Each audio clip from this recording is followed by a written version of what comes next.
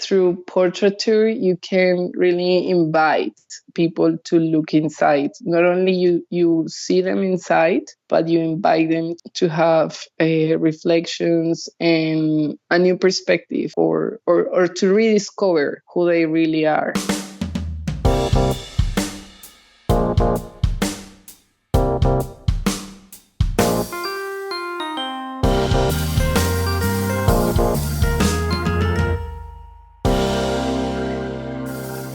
Hello, print friends, and welcome. I'm your host, Miranda Metcalf. Each week, I chat with artists who use print-based media to do something beyond the expected. This is a bilingual podcast, so if you subscribe to us, you'll be getting episodes in English with me, as well as in Spanish with Ronaldo Gil Zambrano. Together, we speak to printmakers around the globe about their practice and passions in the world of printmaking. Hello, Print Friend is brought to you by Speedball Art Products, offering quite possibly the best thing to happen to relief printing, their Woodzilla press. Beautifully made in the Netherlands, these uniquely engineered presses perfectly combine superior craftsmanship and performance at a price that makes them accessible, whether you're a seasoned printmaking pro or just new to the craft. Available across 5 sizes, each Woodzilla press is precisely manufactured from heavy-duty steel and designed to apply uniform pressure without undue work or stress for the artists, and still guaranteeing a beautifully printed result at the end of every reveal. Check out these beauties through the link in the show notes. This episode of Hello Print Friend is also brought to you by McLean's Printmaking Supplies, who've been dedicated to the art and artists of relief printmaking since 1979. The small specialist team in the Pacific Northwest is the leading supplier of Japanese relief tools for printmakers in the U.S. and abroad, whose primary purpose is to help you find the materials and support you need to reach your printmaking goals. Our editor, Timothy Pauschak's 2 favorite tools are his Potatsuwaro Sankakuto 3mm V-gouge and his Josoi Maruto 1mm U-gouge, both from McLean's. But you don't have to take our word for it. These tools speak for themselves. So head on over to McLean's at imcleans.com and find your new favorite tool and keep on carving. My guest this week is Manuela Lara. Manuela is a Colombian artist making beautiful portraits of female social activists in her country. We talk about how her grandmother's illness brought her back to making portraits through linocut, how she goes about collaborating with her subject to create incredible images of powerful women, and papermaking with the fibers from the different regions of Colombia. So, without further ado, sit back, relax, and prepare to sit pretty with Manuela Lara.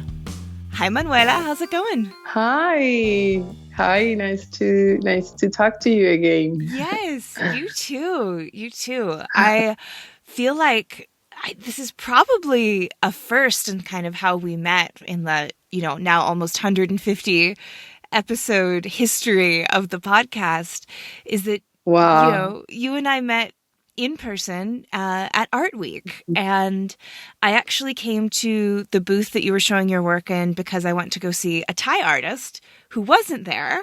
But then I was just absolutely drawn into the work that you were doing and your story.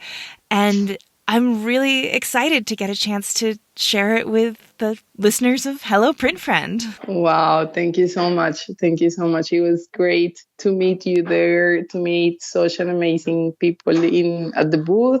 And I'm really happy for your invitation to this amazing podcast. Oh, thank you. So before I get into the question, could you introduce yourself and just let people know who you are, where you are, and what you do? Great. I am Manuela Lara.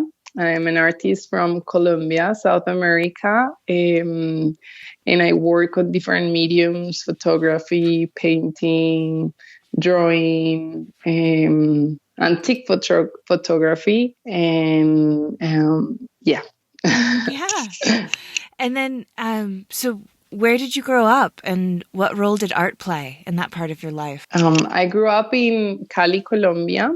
Cali, I was born in Bogota, but my parents moved to Cali when I was around 4 years. And we moved there. Cali is a very warm city near the Pacific coast of Colombia.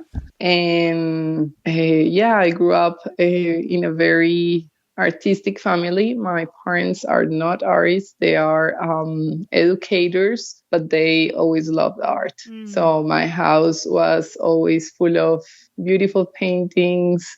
They really dedicated to create an amazing and beautiful environment. And I will say not only beautiful but meaningful. Like I could see since I was little how they choose every object that was in the house, and they put it like, like very with detail, with love in every part of the house. So our house was like I don't know how to call it, like a place of love, of color, where, yeah, I think that was like my first approach to art. I even asked them in my thesis when I was at university. My thesis was about the story of my family, and in that.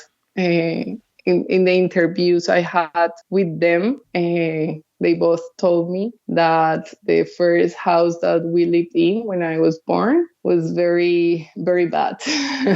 Very, like they didn't have so much money, and the house was like in a very bad condition. And they renovated all for my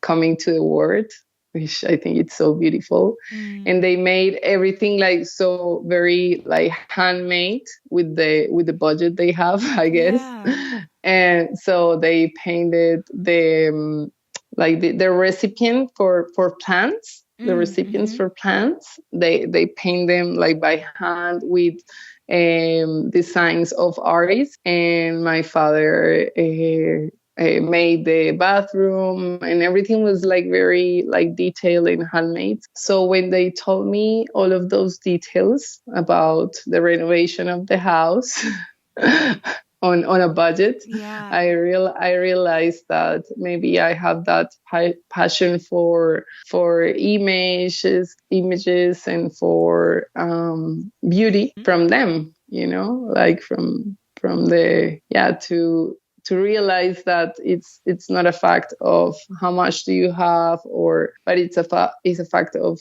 the love you put in the spaces, and how you create the spaces, the beauty, and how you can create something out of nothing. And I think that was like my very, very first approach to art. Oh, I love that. I think that's such a beautiful story and so apt, and so, and what I mean by that is that, like, I think people often think about art like, oh, I had to have, been taken to the Louvre as a kid, or I had to, something like that. But really, art is just intentionality and creating and paying attention to things and altering the world around you. And you got to just grow up with that is so beautiful. Yeah. I'm so blessed by my parents. Yeah. That's lovely. And so you said in school you did a project that was about your family. Were you in art school at the time? Yeah, I went to art school in Bogota. So I grew up in Cali. Then I came back to Bogota when I was 18, and I studied visual arts with focus on audiovisual. So yeah, in my thesis was about my family. It was a great story because I first started doing other projects in painting friends and everything for the thesis. But then my grandmother, who has been both of my grandmothers have been, I would say, the two more influential people in my life. Yeah. So one of them, my mother's mom, got sick, and she had she was at the hospital. So I got to spend so much time with her, just with her, like having talks at the hospital. And then she stayed with us at the house when she came out of the hospital. So that was like, I was like in the middle of my thesis. The thesis is 1 year long in my university, so I was like 6 months of the process. So I had really nice talks with her, and I realized that I wanted to change completely the topic of the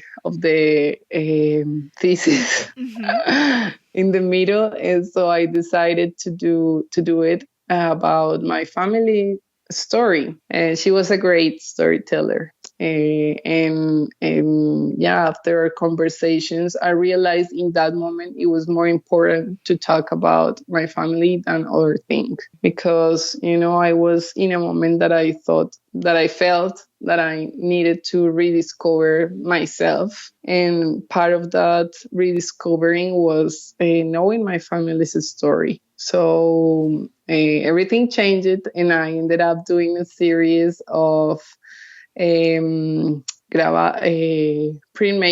Mm-hmm. linoleum printmakings with pictures of the family and audios of them telling the stories. So I made an installation with radios, like old radios, where you could hear them, all their stories. So yeah, that was. Oh, that sounds beautiful. And so, were you Yeah. introduced to printmaking when you were in art school?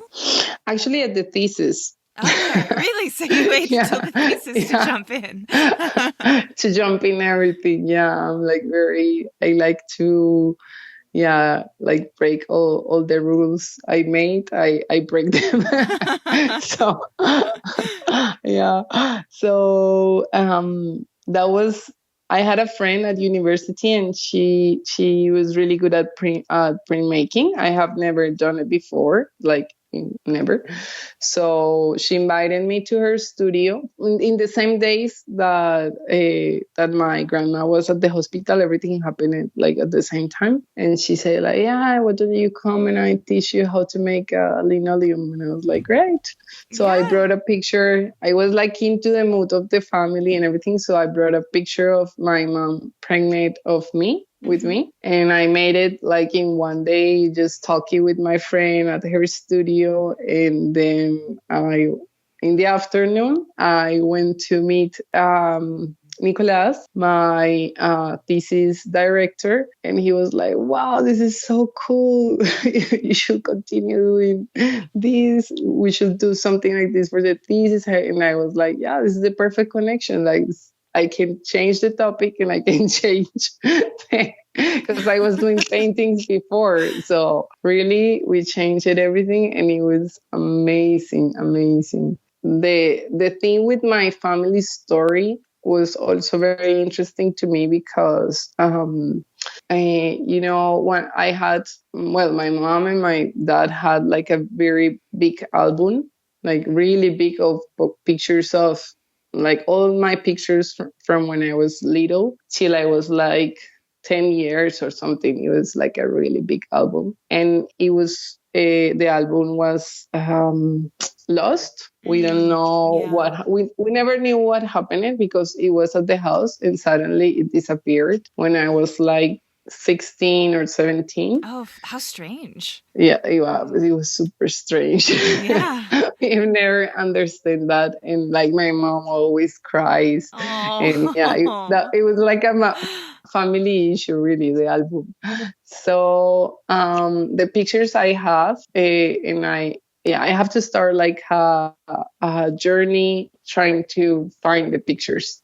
So I have to call my aunts, my uncles, my grandparents, like everyone, and go to their houses and see like what they have. So I created my album from the pictures they all have of me. I created a new, very small album I have right now.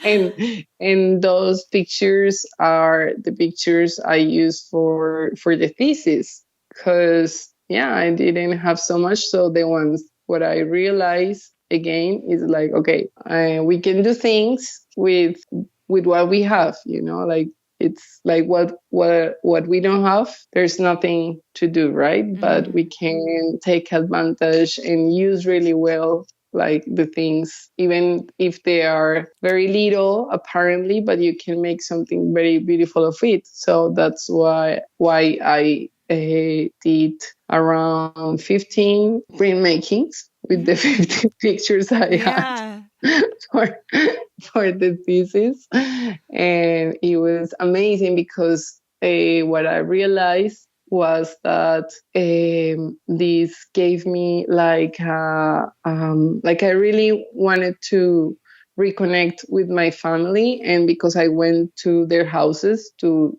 check on their albums, we had really nice conversations about all the stories. So at the end, it was perfect. Oh, I love it. Like, and what a wonderful project, like not only for your kind of academic life, but just your personal and family life. That reason to sit down and record the stories, I feel like, you know, we don't do that intentionally hardly at all in our contemporary world. And then, you know, sometimes you'll hear 20 years later this incredible family story that makes everything fall into place, and you're like, what? No one told me this, you know? So yeah. Oh my God, that's really a treasure. And you know, when my grandma passed away, my mother's mom, like 4 years and a half ago, almost 5 years now. And she, like, I remember like having a meeting with my cousins, my aunts, with all the family, my grandpa, after she passing away. And we had a meeting, and all of us hearing all the records that I have of her, you know. Yeah. That was amazing. That was amazing. What a gift. I was like, so yeah, it's really a gift. And it's her voice. Her voice was really like, I don't know, it's everything to me. And it's a project that I started in university, but what I realize now is that it continues. Is that it's only in the process. It's something that I want to continue with all the members of my family. And I don't really have like something clear like of what I'm going to do. Maybe paintings, maybe it's sculptures, maybe I wanted to turn in what it needs to turn. Technically, but what I do know is that I still have my other three grandfathers, my two grandfathers and my grandmom. So I'm really blessed to have them, and I wanna continue having conversations with them, because that's something that I made intentionally in my thesis, but that's something that comes from before. Yeah. Like all our conversations, I've always been like the kid interested in knowing people's stories. Totally. Yeah. And I think that that's also such a gift to grandparents, to have a grandchild who wants to hear the stories, you know, they want to tell them, and and it's important. So is this project kind of what sparked your interest in portraiture? Because the series that I saw in Miami was also a series of portraits, and portraits of women. Was that just something that was always there, or did this project with your family kind of plant the seeds for portraiture's storytelling? Okay. I think it comes from always, from since I was little. I remember, I think that was like my first approach to beauty was my father's, my parents, how do you say, recursivity? I don't know how you say that in English. Like when you use what you have to create beauty, you're just creative in anything. It's possibility for creating beauty. That was like my approach to beauty and to aesthetics and to and then my approach to people's stories. I think it's something that I have had since I have memory. Like I remember like traveling with them. We used to travel a lot and speaking to everyone. And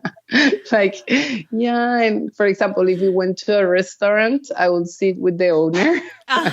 Just go and like, hey, and what is your name, and why did you decide to make this restaurant? You should start a podcast, is what it sounds like.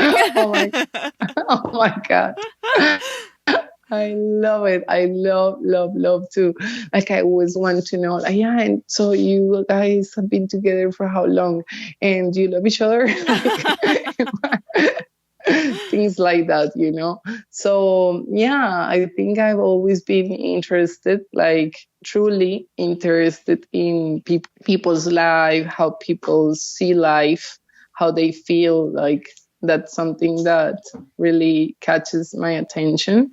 And at the end, what everything I have done in all the projects, it's a result of that interest for people, for you know, like opening my understanding of humanity, of how. And I also think art is very beautiful because through portraiture you can really invite people to look inside. Not only you see them inside, but you invite them to the same, and to have reflections and a new perspective, or to rediscover who they really are. So, and I think that's my true passion in art. Besides, yeah, and I think it complements very well with the aesthetics, because at the end, the conversations, if you listen very carefully and if you really hear the people's voices and how they see themselves, that guides you to create the piece, you know. That's like the guidance to choose the elements that you're going to put in the portrait, to understand their colors even.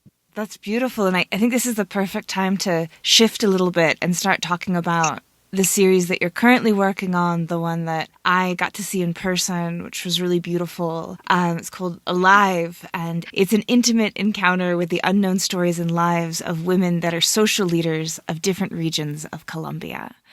And it's portraiture, as we mentioned, but before we kind of get into the context of it, can you tell me about how it came into being? What was your inspiration, and what made you feel like this needed to exist out in the world? When I started Alive, or Vivas in Spanish, it didn't have a name. I just had like the idea of portraying the amazing women that we have here in Colombia. I've always been someone that admires the stories of our women, because, and especially of leaders, because being a leader in Colombia, it's hard, because it's dangerous, to be honest. Being a leader, it's not safe, and sadly, and I'm really sad to say this, because I absolutely love my country, but being a leader here is not easy at all. But being a woman leader, it's even harder.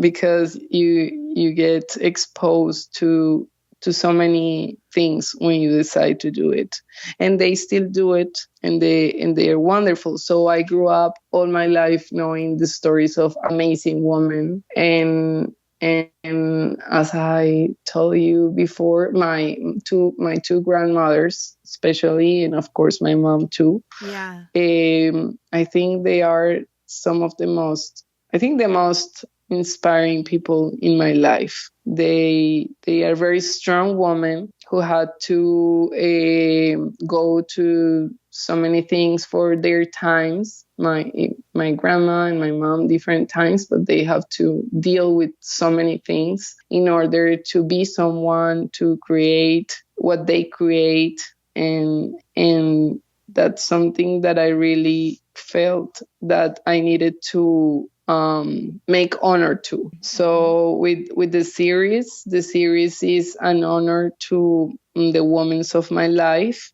through the stories of women of Colombia and stories of leadership, and it was just, it's like the same that happened to me with the series of my family when I did the thesis. It's the same feeling. It's like, okay, I simply need to do this. I think in my case, and that's something super personal, but in my case, I feel like every time I do something, I do it because I have a need and I have something. At the end, I realized that I'm healing something inside myself, and hopefully inviting some other people to do the same. Not only the seeders or the main characters of the story, in this case the women, but also the audience, and that's like my I don't know, like the happiness, the best thing I could get at the end, So I think I did it to heal as a woman, to recognize myself in those women. And it was amazing because I thought that I was going to empower them through this series, and they say I did, but I think they empowered me much more than I did, really. And and I was talking with my husband the other day, and I was telling him, like, after Live or Vivas, I feel like I can do anything, really, because, and I'm saying it like in a very, in a very humble way. No, like I can do whatever. No, but like the strength the woman gave me, and their support, their love, how they take their project as their own, really strengthen me and empower me, like through art. And that was like the inspirations, like the inspiration for me. So like every time, what I realized at the end is that every time I create something, it's the inspiration is the people that I'm sitting with. And it's like every time I realize more how co-creation, it's what I love to do. And because I feel that my work is fulfilled, and it's stronger, and it's more beautiful, and it's more powerful and everything because of the participation, the real participation, and the love other people put into it. And at the end, it's just not only the work, but the process, what I care about more now. Yeah. Wow, that's beautiful. I love everything you just said about the empowerment and meeting these women. And so you say that, they're social leaders and they're doing what's really dangerous work, of kind of, trying to create social change. And so the actual series is, photographs is sort of the base of it, these portraits that you took. Can you tell us a little bit about that actual process of the photography? And I mean, both the fact that it's the Van Dyke process, which is very esoteric photography process, but then also, you capture them in such beautiful ways, they look so confident and at ease. And I feel like that's not an easy thing to do when capturing someone's photo. So maybe just the whole thing of do you have these conversations, and then, how many photos do you take before you get one that you like? And then, of course, the actual Van Dyke process itself. What does that go through? Yeah. Okay. Yeah, it's been a process. So it's been a project I've been working in for 3 years. So first, I met with them in the different regions. So the 31 women that I have portrayed so far, they're all from 3 different regions of Colombia. So I traveled there. We met in group first, like, so 10 and 11 women in each of the sites. And we talked for hours. I made them so many questions first in group, which is great to meet in group because they, when I think it was very healing for me and for them too, because, speaking with so many women and recognizing together the beauty in each other, it's something that we should do more often. Yes. Yeah, and it was great. They enjoyed it. I enjoyed it. We cry, we laughed, we everything.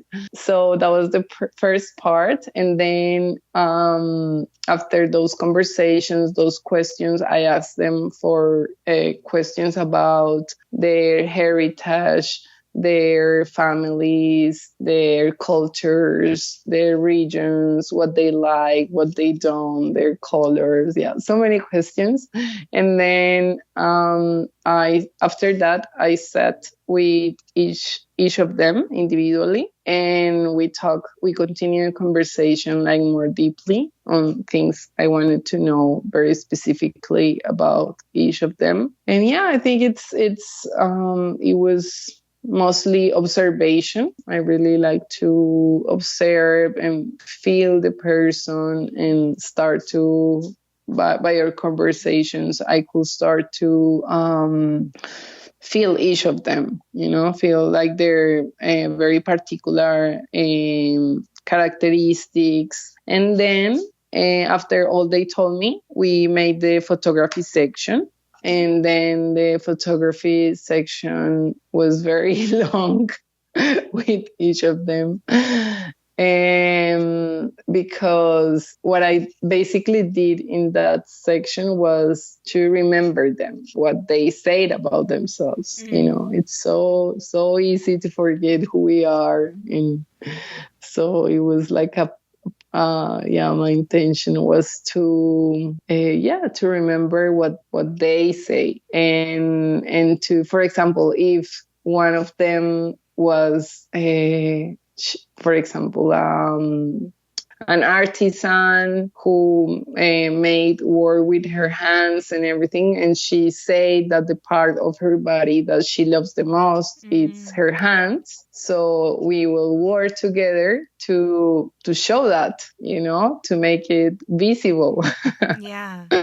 because people can guess it, and we just have one image to make it visible, Yeah. not obvious but visible, to make it like universal, so that people in any part in the world, when they see it, they feel that she's an artisan and that she loves her hands and that she shows them with pride, so that was the process. It was hard. Yeah. But beautiful. Like I sweat also, because we did it in some of these regions are very, very hot. Yeah.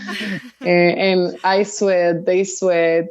Oh my God, that was great. And also we prepare everything. It was like if we were, I don't know, at a contest or something, like we prepare everything with so much detail, their clothes, their hairstyle, if they want to have accessories or not, if they feel good with makeup or not. And they took it very seriously. You can imagine. That was beautiful. That was one of the best surprises I have. Oh, that's great. Like of them showing up with like, I want to show myself to the world, and I want to be part of this story, and I want to show my authentic me, So, oh my God, that was great. So fun. And we play music with each of them. It was a whole process. So how many actual photos did you take? Because, actually, maybe we should start with talking about the actual photo process, because you're not just snapping photos with your iPhone or even with like a digital camera. It's much more involved. So the Van Dyke process, can you explain the actual physical process, how you make the image, and then also, why is it important to use this process in your practice? Okay. Great. So, when I started the project, I knew that I wanted to make everything very special for them, and for them to realize how beautiful, how important they are. So I didn't want to make something easy. Yeah. Like, okay, just stand there, I'll take a picture. No. So I wanted to make it meaningful in every way, and Van Dyke Brown was a technique I found that I felt that it could help in that purpose I have. So I liked it because two reasons. One, the colors of the Van Dyke Brown, they are brown and they're very earthy. So I felt that if we were talking about pride of where we are in nature, and so I felt that was a good palette to start with, like a good base color to start with the portraits. I really like that from Van Dyke. Yeah. And the second part was that when you do a Van Dyke or an antique photographic process, alternative process, you are doing something unique, like there's no copy like other. So like I really wanted to do that for them and to explain, and I did explain it them that we were going to do something unique in the world, that it doesn't have a copy, it's and I wanted it to last, like to make them feel like they are, like royalty, and like people in the past, even like every person in the past, they went to the photographer or to the studio to take a picture, and they only took one picture. Yeah. So in a way, that's what I wanted to do. And that's what I decided to use that technique. And it was a challenge because I also wanted to do it like a real life size Van Dyke. So it's like 39 by 27 inches portraits, or 100 by 70 centimeters portraits. So that will make it even harder to produce. Yes. but we could make it happen.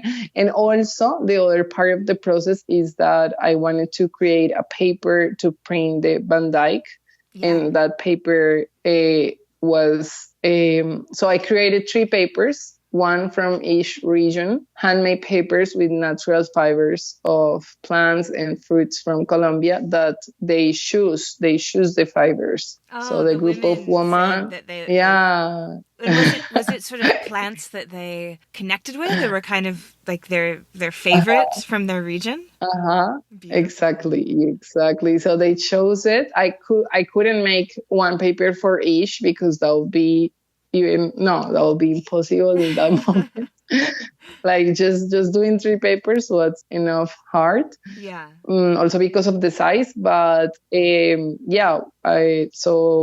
so it was double challenge to do the Van Dyke Brown in a big size. So we created with Jose, who's the person I've been working in all the technician details of the project.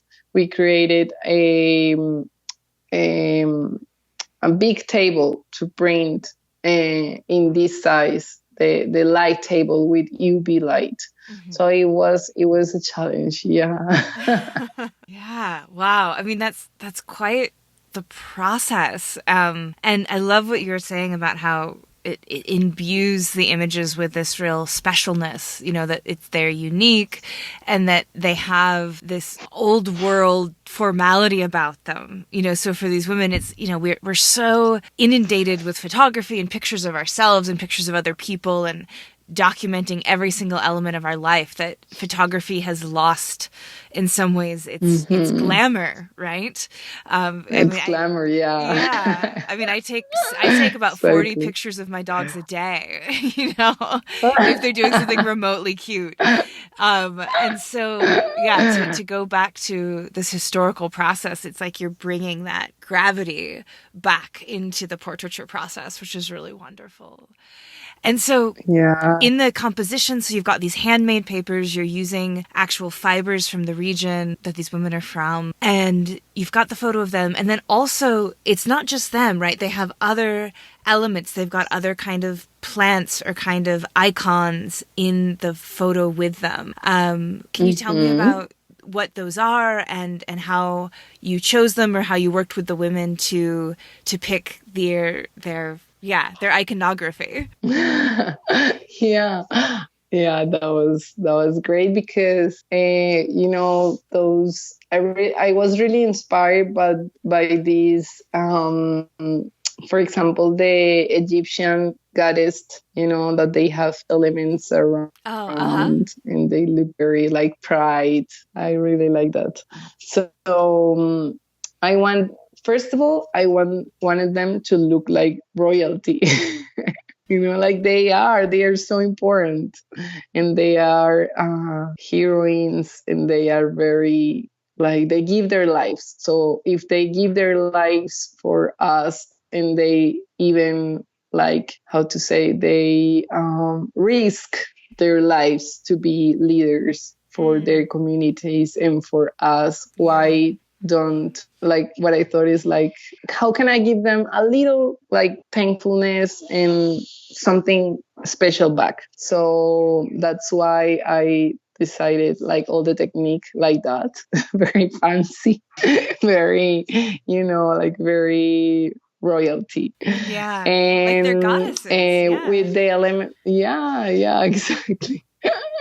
Yeah, they're very humble women. That's what I found when I talk to them. Like, they are amazing, and that's why they are leaders. But at the same time, why not remember them, all the beauty they have, So with the elements, what we did is that I asked them for that, to each of them, like, okay, what elements represent you and why?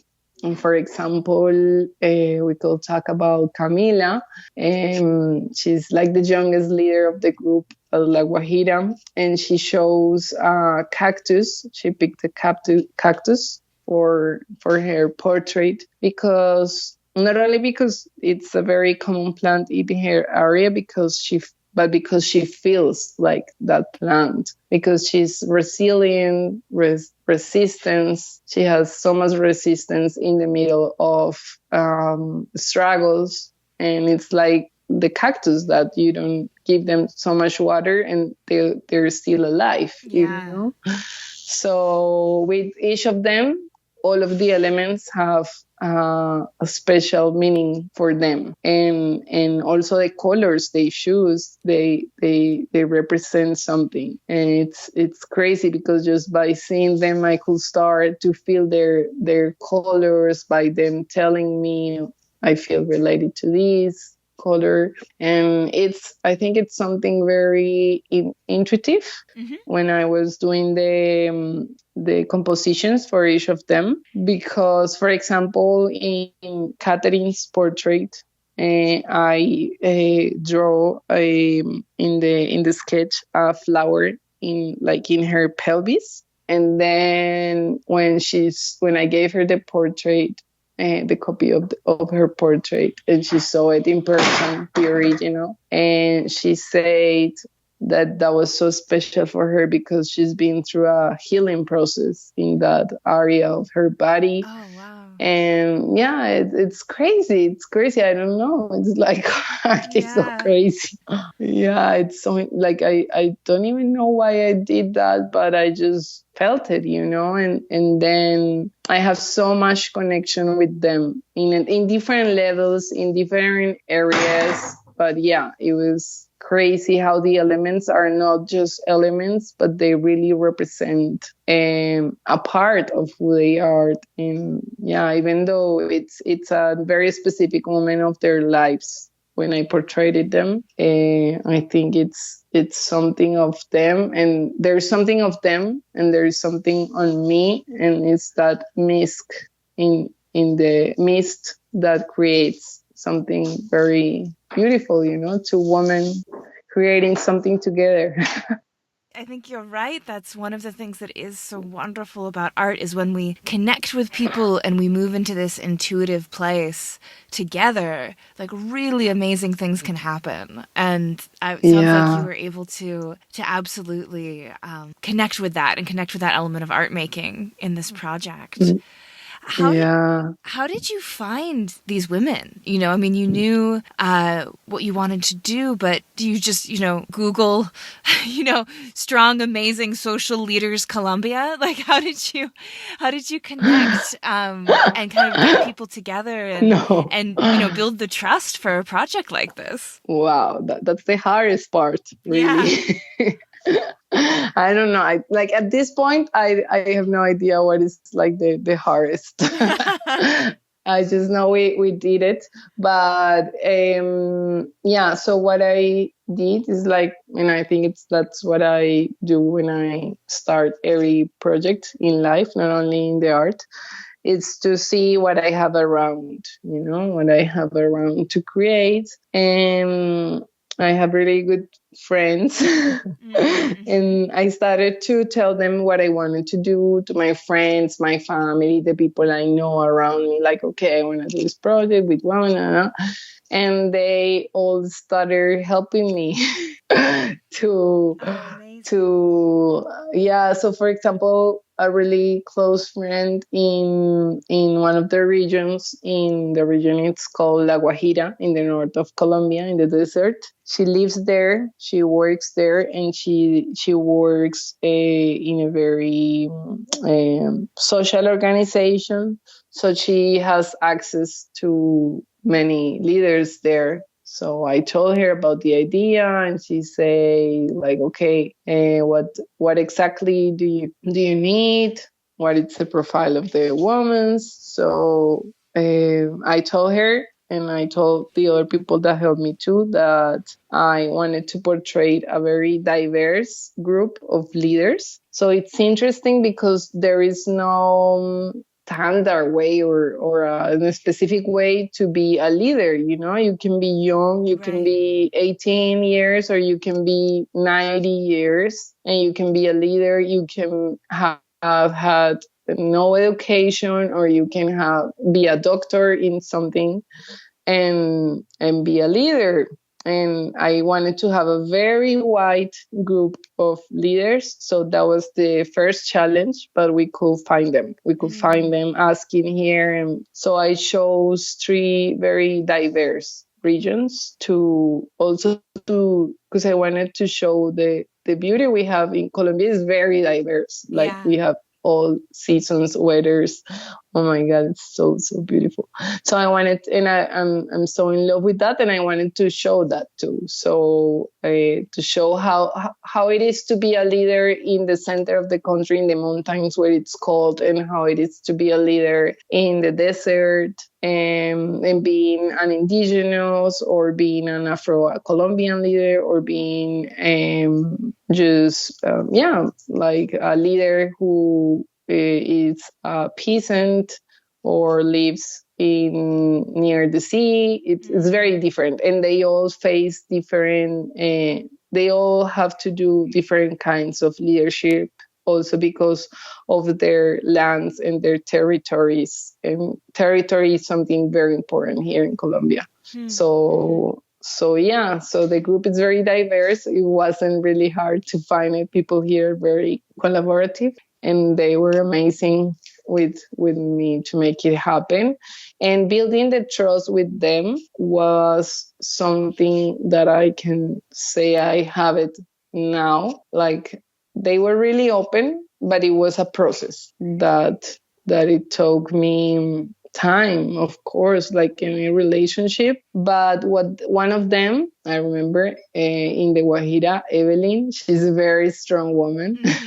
And when we met, I introduced myself, and I told her what I wanted to do and everything. And she just said that what she wanted from me is that I kept the communication constantly, and that I tell them what is the project in every stage, that I keep them in count, and that was the best advice. And that's what I've been doing. Like, okay, girls, I'm gonna do this exhibition here. I have this opportunity. I'm gonna do this, and they have been so, so supportive with me. Oh, wonderful. Yeah. Yeah. So I think it's just keeping the communication with people, because nobody wants to be part of something and then be forgotten, you know? Oh yeah, I think about that like a lot with the podcasts that I do, because I talk to one person a week and I just am so thrilled about the work that they're doing, and then I'm like, oh no, then they go away, you know.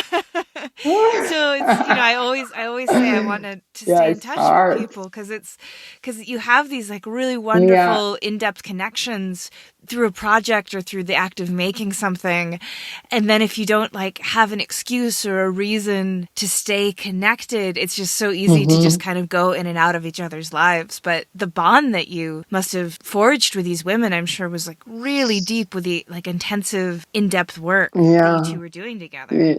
Yeah, and of course it's like life. I mean, to be honest, it's different with each of them. I mean, some of them call me, like we talk like every week. Some of them we talk like through the chat every month, or more time or less. It's like it's 31 women, you know, Yeah, like of course. 31 persons. And so my connection with each of them is really different, but they all have been great and very supportive. Like, and yeah, I think I found a great group of women for starting, and yeah, like right now I don't know what's gonna happen, if I'm going to portray more women or I don't know, like I have no idea. And yeah, so many questions, but that's our topic. Yeah. Yeah. In the time that we have left, are there any projects that the women are doing that people could help with? You know, did they run foundations that we could donate to? Or I know that you said the work isn't necessarily the safest to do, so I also understand if like you can't like be like, so and so is doing this and here's her home address, right? But just in terms of, you know, people from the outside in who hear this, if they're moved, like what can we do to support the work that these incredible women are doing?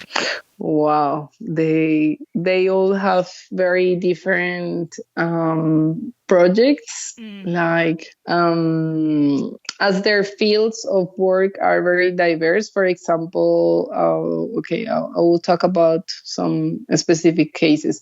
For example, in Buenaventura, there is Yolanda. She is a woman who has been working for the children and youth of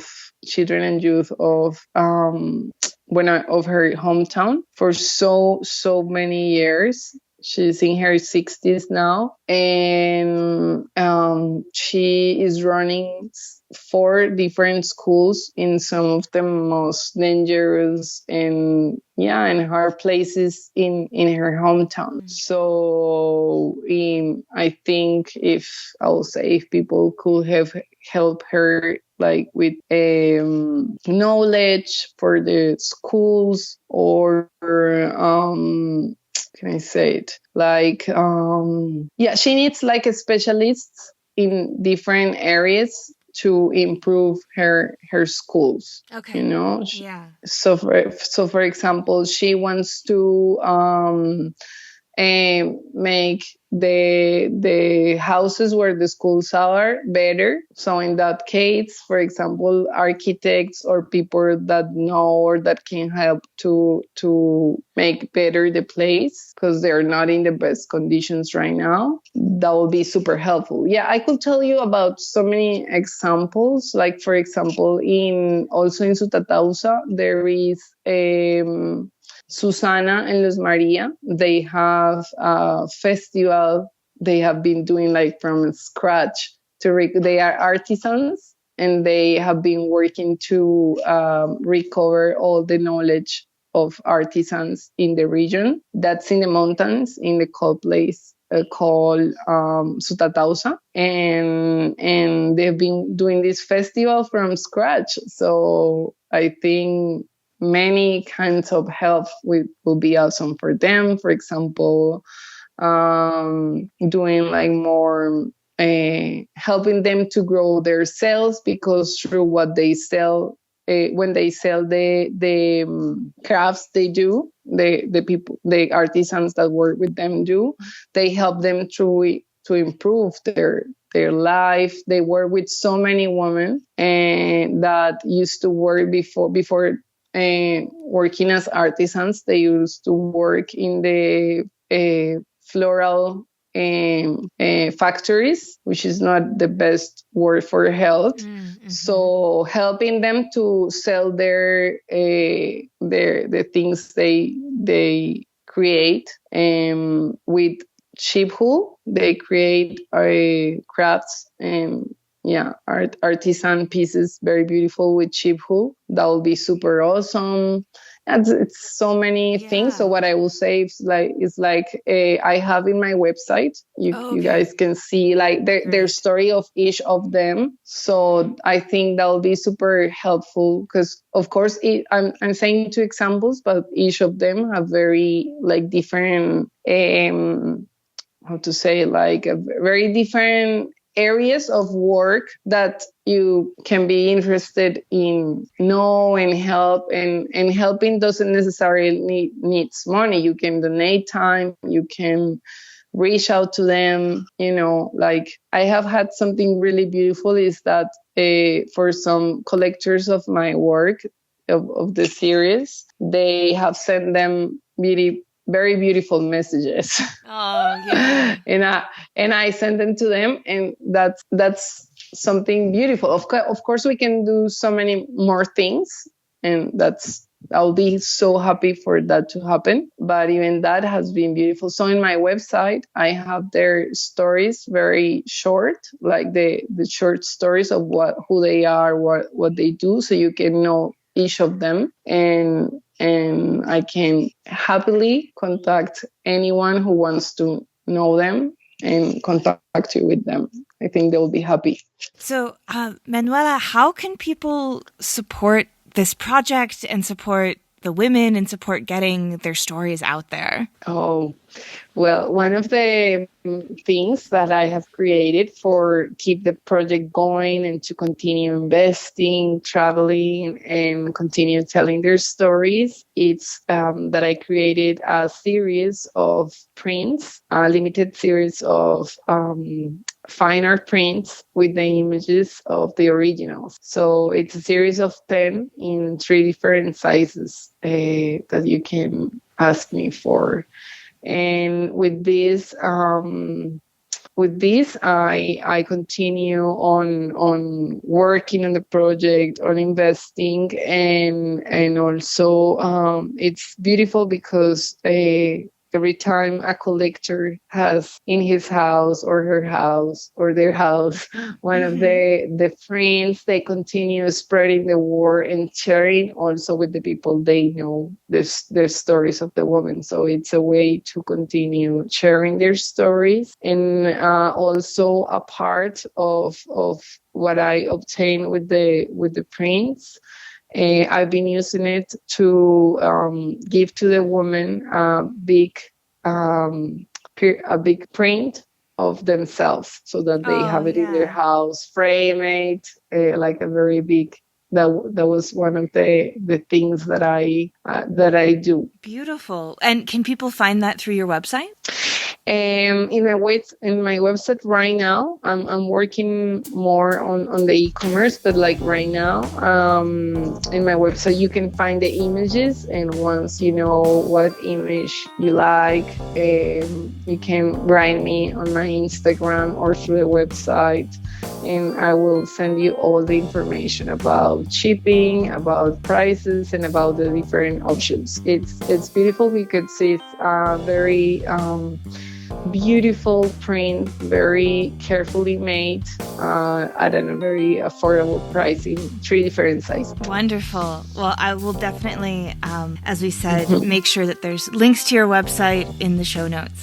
And so aside from your website, where can people find you? Do you have Instagram or Facebook that you want to keep up with? Yeah, I have Instagram. It's Manuela Lara Art. Very easy. Manuela Lara. Perfect. Yeah. Well, thank you so much, Manuela, for coming on and sharing your story and the work that you do. It's a really incredible project, and I just really appreciate you taking the time to talk to all of us about it. No, thank you. Thank you for inviting me. I'm so happy to be able to talk to you and to share the stories of amazing people. If you like today's episode, we have a Patreon where you can help us keep the lights on and get bonus content, like Shop Talk Shorts with our editor, Timothy Pauschak. He digs deep on materials, processes, and techniques with our guests. And if you've listened this far, you might be that special kind of print friend who would leave a review for us on Apple Podcasts. It really does make a difference in the podcasting world, and it helps lighten our hearts. And that's our show for this week. Join me again next week when my guest will be Robin Smith, founder of Print Day in May, an international event in celebration of printmaking in all its forms, from lithographs to penguin footprints. We talk about the evolution of the event over the last 15 years, its surprising early connections to the Kentucky Derby, and some of the most rewarding things about taking place in a global project such as this.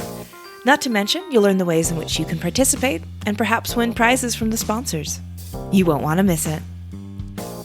This episode, like all episodes, was written and produced by me, Miranda Metcalf, with editing by Timothy Pauschak and music by Joshua Weber. I'll see you next week.